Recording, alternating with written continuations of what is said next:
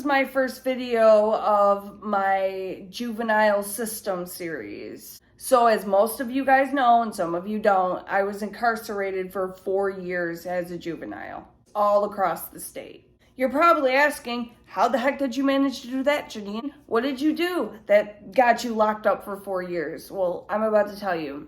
Something that an adult would have did 30 days for. My charges are home and school truancy, minor in possession of alcohol and tobacco, retail fraud, 3rd degree. I got charged with school truancy because I stopped going to school. I was smoking in the bathroom, I was smoking at school, I was drinking at school, I was doing all those grand old things at school, which it wasn't appropriate. So the school truancy officer started getting on my mom and told my mom if she can't control me, she's gonna have to file for truancy, home truancy. So that's where the home truancy comes in. I wasn't listening to my mom. I wasn't coming home for curfew. I was calling her after curfew saying, I don't have a ride or I can't get home or whatever. I have 2 minor in possessions of tobacco.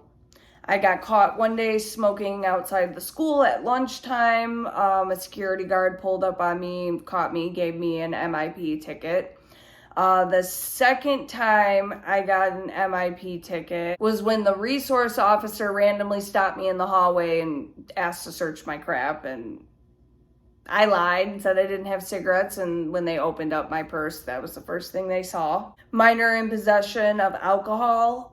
I brought alcohol to school. I stole it from my stepdad, brought it to school. My plans were to drink it, but I wasn't drinking it yet.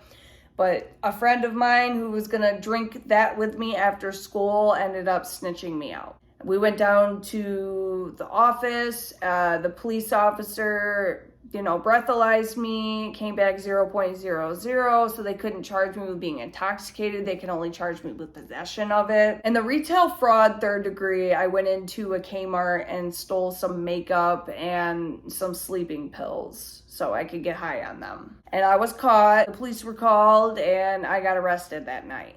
I was brought home, released to my mom that same evening. The retail fraud took place on April 20th, 2007. Because I got that charge, they made me a court date for May 5th, 2007. When I walked into the 1200 building for court, I ended up getting locked up. There wasn't no probation, there wasn't no second chances, there wasn't no mental health treatment.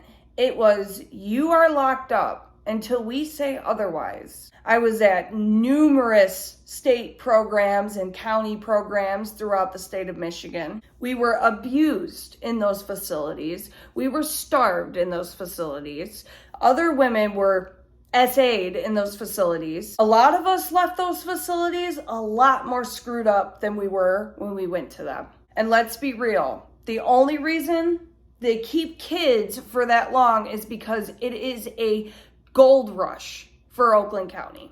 I am 31 years old and my mom just got done paying off all of that. State's not gonna pay for it. Your parents gonna pay for it. Then they put you in these facilities that they don't monitor. And every time a child has a complaint, they're not believed. They're locked up in this place. Of course they're gonna talk bad about it. They literally lock these children up in these facilities, and these children are being abused, and nobody's listening, and nobody's hearing them. Well, guess what?